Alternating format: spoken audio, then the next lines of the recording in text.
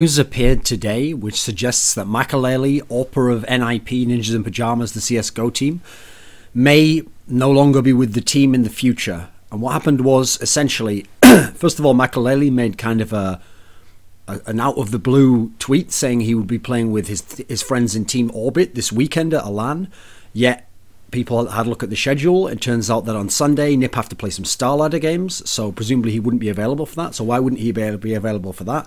Presumably he's not playing in them. And then now, news has actually come out where it sounds like Maikelele maybe slipped was just a little bit too quick on the trigger there, and he hadn't quite waited till all the details had been figured out in terms of Orbit, in terms of NiP. So maybe he let the cat out of the bag a bit early there, to use that old cliche. Meanwhile, NiP have had to address it now, and they've essentially said that, okay, we're going to try out some other players. They haven't made it clear that they're going to get rid of Maikelele. It sounds like he's like a placeholder at the moment. They're going to try some other players out and see if they can find a lineup that they think is better than the one they have with Maikelele, which suggests that while he's not out, if they can find someone they think is better, just based on some scrims alone, because they're not going to have any lands to go to, then they'll replace him. So this is big news potentially. NiP only made this change a couple of months back before DreamHack Winter, remember? A couple of, like, maybe 2 to 3 weeks out from DreamHack Winter was when they removed Fifth Flower and he retired. And they brought in Maikelele as the new player. So what are we to make of this? Well, first and foremost, I'm not entirely shocked that this could happen, because actually an interesting point that I remember someone making, I forget who it was, after they signed Maikelele, was that they would have probably not have signed him to like some full 1-year contract where it's like, okay, you're locked in, it's going to be this 5, you know, like boom or bust, we're just going to stick with this whole lineup for a whole year. Because the other lineup they had, they knew exactly what that was about, they knew the consistency, the greatness it produced. But Maikelele's not a player, he'd never been in like Fnatic or something like that, he'd never been in very good, he'd never been in some elite level team and had lots of big performances. He'd had some decent performances, occasionally a good one, some okay experience, some okay results, but actually, as you might have found out for MLG, when MLG happened, there was a comment that said that Maikelele had never been outside of Europe, even for a holiday, never mind CS. So actually, he's quite an inexperienced guy in many respects. So as a result, when they brought him into the team, they weren't sure how it would work out. They didn't know that they'd go to the final DreamHack Winter. Remember the way that DreamHack tournament was going? They were doing badly in the group stage. They almost lost in the semi-final to Virtus Pro. They can't have known how DreamHack Winter would go. It went almost the best case scenario. Okay, great. So actually, I wouldn't be surprised if their initial contract with Maikelele was already a short-term one. Let's say 3 months. Why not a 3-month contract from there? That way they'd get to try him out for DreamHack Winter. There'd be a couple of events after that, but before the next major, because that's the way a lot of these teams are thinking, before the next major rolled around, they'd have the option to say, okay, either things went great and we sign you up for the rest of the year, or, you know what, we'll try something else. Like, it was okay, hey, if DreamHack Winter had gone really badly, it wasn't okay, it was terrible, we're going to have to go a different direction, because we can't waste 2 majors if it's a lineup that doesn't work. Now then, with that said, I don't think that the way I presented it there, that latter scenario, which is what the short-term contract would be for, is warranted actually in terms of how it's worked out. The play of Maikelele and NiP in general has been absolutely fine. Maikelele's actual play has been good. It hasn't been godlike. He hasn't been a star AWPer, but it's been good. It's been actually a little bit better than I expected when he came to the lineup. I thought it would be decent, but actually he's had some games that have been above the level I thought he would have, and in big games, so that's actually been quite impressive. NiP's results, and this is important to say, have been almost as good as you could have hoped for when they made that change. When they made that change, Fnatic were the dominant team in the world, looking like they would never lose a best of 3. LDLC was like, gotten to the level where it looked like they could take care of anyone else, and now they were even going to challenge Fnatic maybe on certain maps. So it was looking like you have no chance to get top 2s at these big tournaments, because those 2 teams are in your way. And then if not those 2 teams, who's the third team who's like the gatekeeper of the elite? Virtus Pro, always top 4. NiP managed to leapfrog Virtus Pro. They managed to beat Fnatic in a best of 3 at MLG X Games Aspen, which is an amazing series. Great level play. Some of the best play I've ever seen in Counter-Strike Global Offensive. Managed to make 2 finals. One of them, they were very close to beating LDLC in that final, the DreamHack Winter final. And then the MLG final, they had chances to, in as much as... Actually, did they really have chances? I guess they didn't really have chances to, because they never really were close to winning 2 maps, but they had 1 solid map win, and they were in the final. It was competitive, at least, the final, okay. So, either way you slice it, when Fnatic was the best, well, they managed to beat Fnatic. Then when LDLC, now Envious, Envy is the best, they managed to play them close in 2 finals, very close once, reasonably close the other time. These are impressive results. Then they go to the Aces Rogue tournament. They take care of all the lesser teams. No problem there. Get rid of that. We're an elite level team. We only tend to lose best of threes to elite level teams. You know, we're not going to lose to lower teams. Yeah, they went to the iOS Pantamera. I wouldn't go crazy about the results there. Yes, they were really bad. Yes, they lost to Titan on Inferno, which had been the map that they'd been rocking as their home map, NiP. Yes, if you play Titan and you play Kenny S, who at the moment is playing like godlike CSGO, where he's dropping like 50 kills in a final and losing. Yeah, if you play versus him and you have an AWPer and he's an AWPer who likes to take a lot of peeks and take a lot of shots, that guy's probably going to get exposed and killed. That's not his fault. He's not Kenny S. Everyone in the world could be judged negatively as an AWPer because they're not Kenny S. Because they're not. There's only one guy and he's playing at a level no one's ever seen in CSGO from an AWP player. That's just fucking unreal. That would be like if I went the other way in NiP and judged fucking Freiburg because he's not exist when he holds B on because he's not Crims when he holds B from Fnatic. Well, no one's Crims. No one can do that. MBK's a pretty good B player in terms of CT Inferno. He can't hold the site like that. No one can. It'd be a ridiculous comparison. It'd be an unfair one. So my point to make there is, you can't scapegoat Maikelele. And by the way, NiP fans who say they're fans of NiP and are like, fucking Maikelele missed all shot. You're just a piece of shit, mate. Anyone who calls himself a fan like that. Because there's other players in NiP, and I've mentioned this in other videos, you just give free passes to all day long. So let's talk about that, shall we? Actually, you know what? I'll save that for a minute. I'll finish up the topic of Maikelele's time in NiP. Because first of all, his play's been pretty good, not godlike, sometimes very good, but on average, just good, above average for a pro player. NiP's results have been good, very good, if not almost the best they could be. Admittedly, yeah, they could have won an event, that would be better. But they weren't going to win, like, both of those events, both DreamHack and MLG. That's just unrealistic. They're not quite that level yet. They haven't proven it yet. They've gradually gotten better event by event, but they're not quite that level yet. And who knows if they will be, because we're talking about great teams they're playing here. Now, also, when you look at the that's just going to be complicated. The most... Let me think. Most impressive best of 3 series wins that NiP's had. So we're talking Virtus Pro at DreamHack Winter. And we're talking Fnatic at MLGX Games. And then even though they lost it, let's say the final against LDLC at DreamHack Winter. So these 3 series, which are the most impressive performances by NiP, a big part of why they were able to beat those 2 teams, Fnatic and Virtus Pro, and then play close with LDLC, was Maikelele having outstanding games in those series on particular maps, particular halves, hitting a bunch of shots. If he hadn't have started hitting those shots on Mirage in the 3rd game against Fnatic at MLGX Games, I don't think NiP would have won that series. Fnatic was on the brink where they were getting A entries and they were taking over the site, where if they won 1 or 2 of those rounds, it was going to turn for them and they were starting to build up rounds and they'd have cracked one of the sites. Because the whole point was, in that game, the dynamic was, every time Fnatic tried to go B, Forest and Get Right had it on super lockdown where they would just spray everyone coming out the window room. So you couldn't go B. So now you had to break open A, so that even if you didn't go every time, you opened up to force rotations so then you could get into B easier. That was the dynamic that was starting to set up. But once Maikelele hit all those crazy shots from over at the boxes at CT Spawn, that locked it down. That meant that Fnatic started going slower. That meant that it was over for Fnatic, and that's what really closed the game. Now, he wasn't like the MVP of the series. Get Right was probably the best player in that game, but he certainly was the guy who was the X factor in turning it for NiP's favour. So you can't discredit the things he did do for NiP, these great performances, that he was a key part of them having them.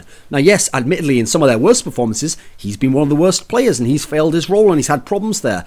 But if you talk about his role within the team, what is it? Well, luckily, I made a video about this when they were at their peak, after they'd beaten Fnatic. It's called something like, what was it called? Like Maikelele's Streaky AWPing or something. I'll put it up here, like click here when there'll be like an annotation and you go to that video. And I kind of outline what his role is. He doesn't have to be a carry star player of the team, just to AWP in certain situations. I think sometimes they use it poorly. Like sometimes they make him AWP on CT side in positions where if he does keep repeaking like that, like against Cloud9 and Shazam, it's going to cause problems in some games where he's missing his shots. Likewise, I would just in general use him as a T-side AWPer, have him using pickoffs, because that's where he's ideally suited. Now the problem there is you can't really just only give him rifle as CT, because he hasn't got that great rifles, so I can understand the difficulty there, but you could maybe rein him in a little bit. The point is though, he plays just a role. He's a much better AWPer than Fifth Laren was. He's playing that immediately. He does add something, an extra guy who can add a big half for you. He does have games where sometimes where he's really good. Aces Rogue, for example, these series I've mentioned before. And yeah, he's not Kenny, he's not Guardian, he's not JW, but he's the best team you can get outside of that almost in terms of the players available, etc. So I don't think there's anything wrong with his position in the team, and I certainly don't think iOS Pantamera is enough to suddenly worry and think, oh, we're going to throw everything away. Now with the next major coming up, hey, maybe it is the case that NiP are worried, like they saw we've been so close and we've played some of the best CS we could have played in the situation like beating Fnatic, but we still didn't win the tournament. We still didn't win DreamHack Win Dream after that amazing series against Virtus Pro. If that was our best, how can we win the major? Now, I don't disagree with that. I certainly wouldn't have had NiP as a favourite to win the major. I would have had the favourites as either Fnatic or Envy. One of those two is going to win that major. Now then, who would be the third most likely to win? Yes, it would be NiP. But I'd have given a bigger chance to Fnatic and Envy in that scenario. Because if one of them didn't win, I'd figure that one of them would beat NiP. Or they'd beat each other, and, you know, or NiP would have to beat both to win. You know, whatever scenario, I wouldn't have given NiP the edge. But they definitely were in with a chance, and as the third most likely team to win, I would have stuck with that lineup, and I'd go to the major, and I'd see how it goes. In fact, that would be my metric. I'd see how the major goes, then let's make a decision. Like, you know what, if you win the major, well, fuck it, no problem.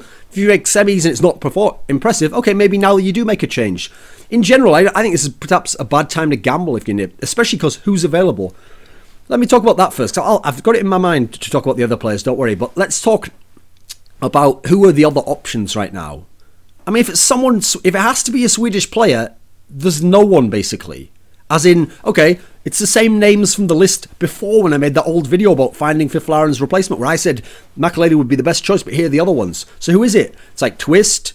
Well, he hasn't played in like a billion years in any team good. Yeah, he used to be pretty good way back in LGB at the beginning of 2014, the first sort of 4 months of that year. That was fucking ages ago. It was almost a year ago at this point in time. I don't know how he'd play in NiP. What role would he have? Wouldn't he play some of the roles that some of the other players do? I don't know how that would work. That's a huge gamble right there. He's a good player, at least he was. I have no idea. There's a lot of question marks on almost every aspect of his career, and he hasn't got a load of experience either beyond those few international lands. Dennis? Yeah, Dennis was a good player. He can AWP, he can in-game lead, he can do all this stuff. First of all, if he's going to in-game lead, what's Exist doing in the team anymore? Get him the fuck out of there. If he's going to AWP, okay, that's fine. He was a good AWPer. Again, he hasn't played in a proper team for like over 6 months, 9 months, whatever it may be, in terms of actual lands, big lands with teams. Schneider. I've always thought Schneider was a good player. I thought he was the second best player in Fnatic when that Fnatic team fell apart and they had to get Crimson all of them. Maybe he has some issues in terms of personality things. That's what caused him to leave Fnatic. I don't think that would be a bad pickup. I think that might be decent. But again, I'm wondering what type of role he'd play. Because when I think of the sort of role he plays, I think he's more in line with sort of what Forest does in their team. I'm not really sure how that would work entirely. Because NiP has a very set dynamic with the other players. That's the thing in their team. They have certain roles that the other players want to do, know what they do. And that's the thing about people like Get Right and Forest. Their whole careers, they play the role they want, and they're going to keep playing that role. It's like this used to happen with Potty and Heaton back in CS 1.6, way back in the day. Was that if you were a new recruit to their team, you better hope you were recruited to do whatever roles left over is one that you can do or have done in the past. Because if you were some star in some other team and you come into their team, there's no way you're getting Catwalk on CT Nuke, because that's where Potty plays and has played his whole career. There's no way you're getting certain positions on certain maps, because that's where these players who were the best and were the greatest have played, and that's like their office. That's where they go to work every day. You're not getting those positions. They're going to play them. So you better hope you can play the other positions available. That's what it's going to be like in NiP. NiP aren't really adapting a whole lot to these players they're bringing in. They're putting them in a position, yeah, in terms of NiP now, they give Maikelele an AWP more than they have Forest AWP. But in general, you're having to play a set role and you're having to be the one who adapts to them as much as them adapt to you. So we've got Twist, we've got Dennis, Schneider, Olof M. Now, why am I even saying Olof M here? You couldn't have Olof M in theory. He's contracted to Fnatic. The problem here is, and I've brought this up in past videos, in an ideal world, if there were no contracts and there was no, and I could decide who joined NiP, I would go back in time like, fuck it, like 9 months ago and have Olof M join NiP before Fnatic became really good. I think Olof M would be the perfect person to join NiP at this point in time. He can do everything you want. He can AWP, dedicated AWP. He doesn't do it much in Fnatic because they've got JW. But go back and watch LGB. He can be a dedicated AWPer if he wants. He's really good. He can AWP whenever he wants. For an AWPer, his rifles are fucking amazing. Amazing. His first bullet accuracy is unreal with like the Colt. It's insane. He's got great pistols. He seems good under pressure. He's not like some super clutch player like Flasher or whatever, but he's pretty good under pressure. He doesn't crumble. Seems like a reasonably big game player. In general, he has a fairly even keel overall. He's Swedish. He has a cocky attitude. He's very confident. I think that's great for NiP. If you only go there, you don't want a guy who's going to like be got like a bit worried, or like the pressure's going to get to him. In an ideal world, Olafem now would be the best pick they could get, and would have been back when they were going to remove Fifth Lauren, if they ever were, way back in the day. But they can't do it now, because first of all, it's contracted. Secondly, Fnatic just won another tournament.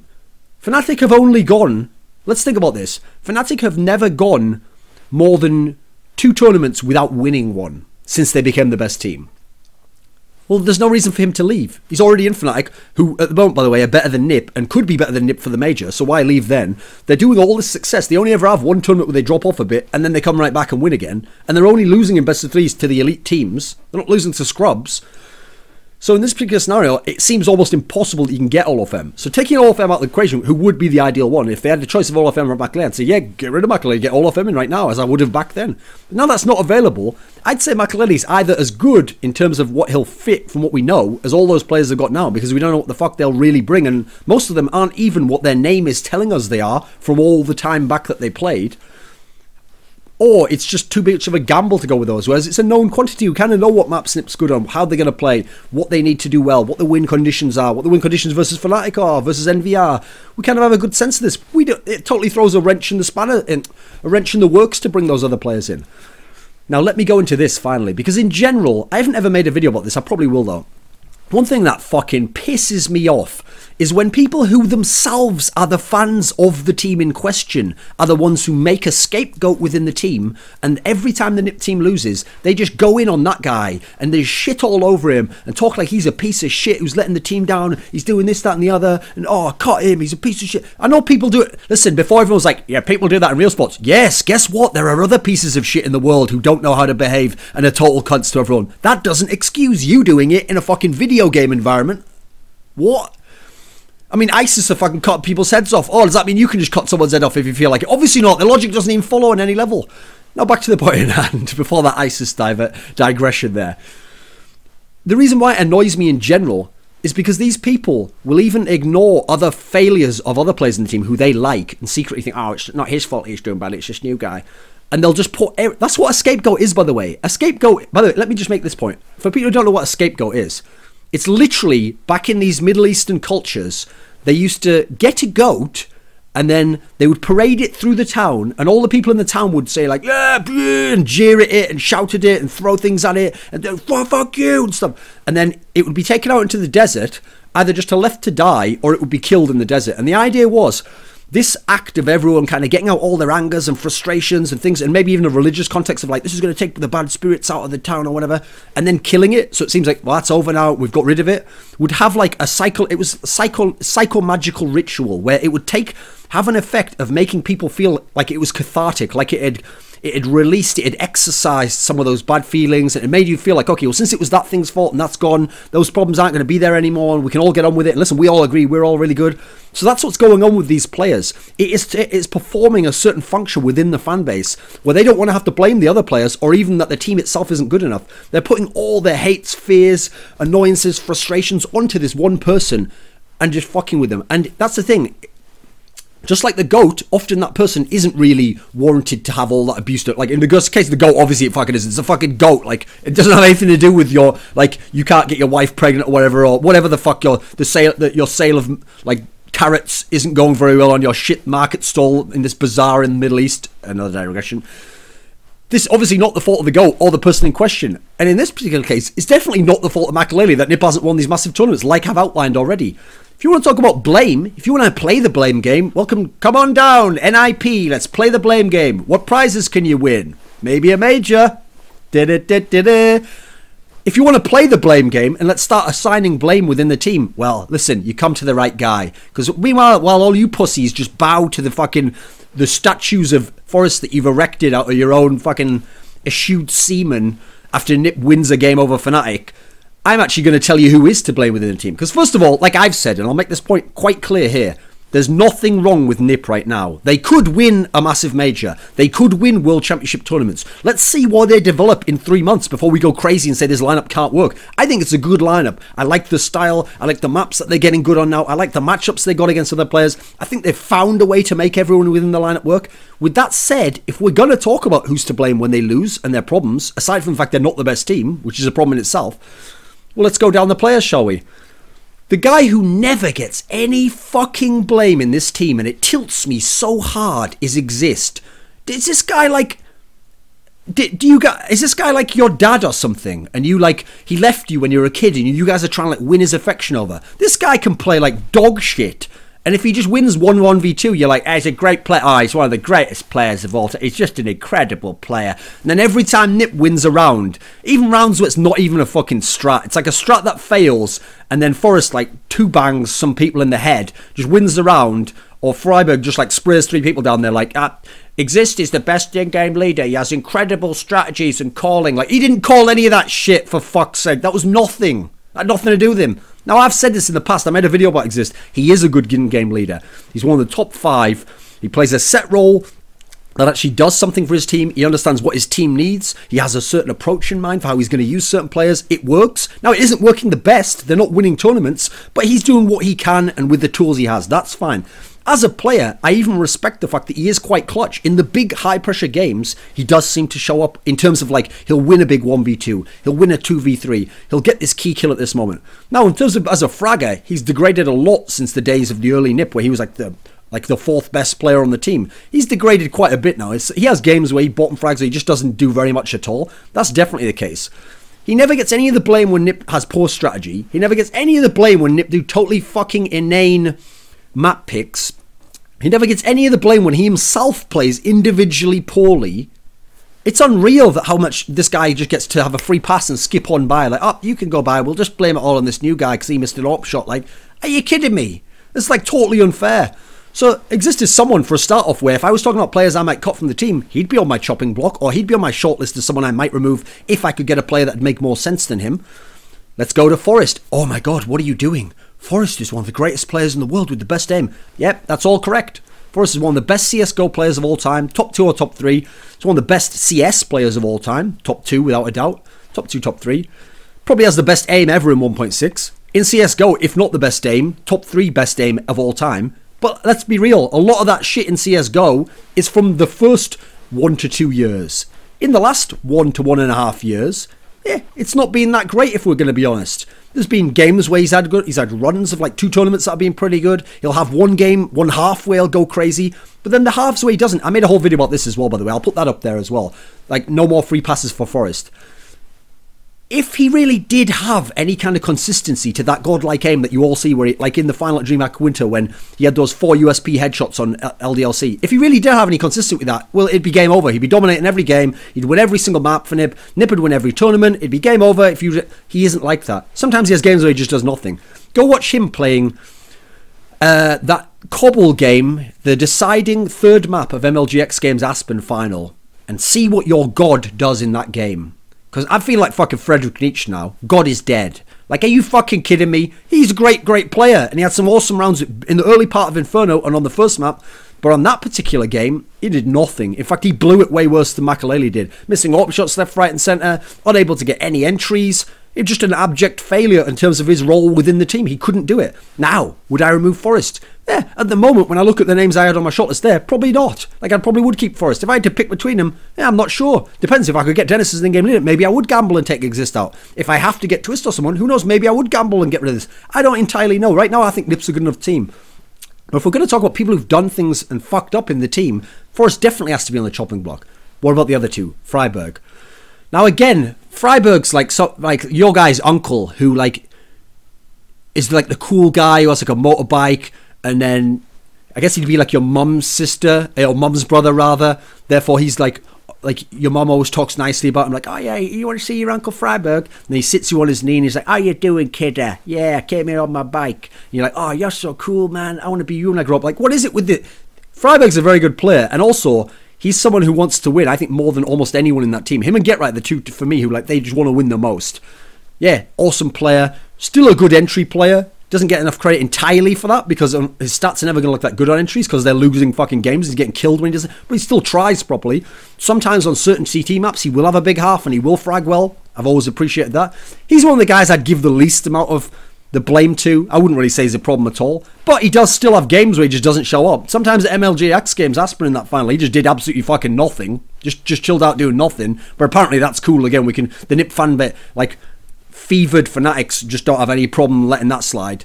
And then finally, Get Right. Now, I've actually been quite critical, and I've said that Get Right isn't the player he used to be, at least recently. His style isn't as effective as it once was. I don't know if it ever will be again in terms of the way CS plays. But again, I wouldn't give him that much blame, because he'll still have a monster game where he like wins the whole game for you, like that Mirage game against Fnatic. He was the sleeper OP guy within that game who dominated the whole game, but he just did it in a way where you didn't notice, because Maikelele got the hero shots here, and he was putting up the big rounds that let you get to that point, and he was really the guy who won that whole game for you. Sometimes he would just play godlike CS still, way more than people like Shox and Forrest do in general. Now, admittedly, his role isn't working the same. He used to, that's the thing, NiP used to sometimes lose tournaments and come to the semis when he was dropping like 30 every single CT half, it felt like. Well, he can't do that anymore, and if he doesn't do it anymore, unsurprisingly, they lose even more now. So again, you want to talk about blame, let's look at everyone and let's be reasonable. And don't be a piece of shit fan who just like, or doesn't even acknowledge that you're doing that, scapegoating people in a certain way for your own benefit, to get rid of your own insecurities that maybe you're a fan of the team who isn't the best right now. And you know what? Maybe they aren't the best. Who knows? Maybe they won't be the best. So instead you just hate on people within your own team who you claim to love. That's the worst part about fans, is that they'll claim, oh no, why are you making fun of fans? We're just people who love all that game. Really? Do you think I'd make fun of someone because they loved something? No, it's not the fact that you love something that I make fun of. It's the fact that because you love X, you think that you have to hate Y and be total shit to Y and be an asshole to Y. Well, unsurprisingly, I can divide those up and I can go, do you love X? Fine, we're not talking about that. Why are you doing that to Y? Yeah, but I love X. That's fucking irrelevant, mate. You're a piece of shit to this over Y, so that's why I'm bringing up here. So in general, man, there's so many digressions in this motherfucker, but whatever, we're in here. So in general, I don't think Maikelele has to be removed. I think it's a gamble, especially to take some of those names on, unless you can somehow get like $10 million to get all of them to come to your team, which seems unlikely at this point in time. But I think it's an interesting topic because it does bring up a lot of issues about how you blame players, how players are viewed within their role within a team, what even the long-term and short-term effects of bringing in certain players would be. So there's NiP's Maikelele dilemma. Do they remove him and take an even bigger gamble on some players that it seems are even more unproven? Do they stick with him, even though odds are they won't actually win the big major, even though they're the third most likely to win it, but they're not the favourites? They have a dilemma here. Fans have a dilemma, and we'll never really know what the what-ifs will be based on which one they go with. We'll only know the one that they go with, obviously.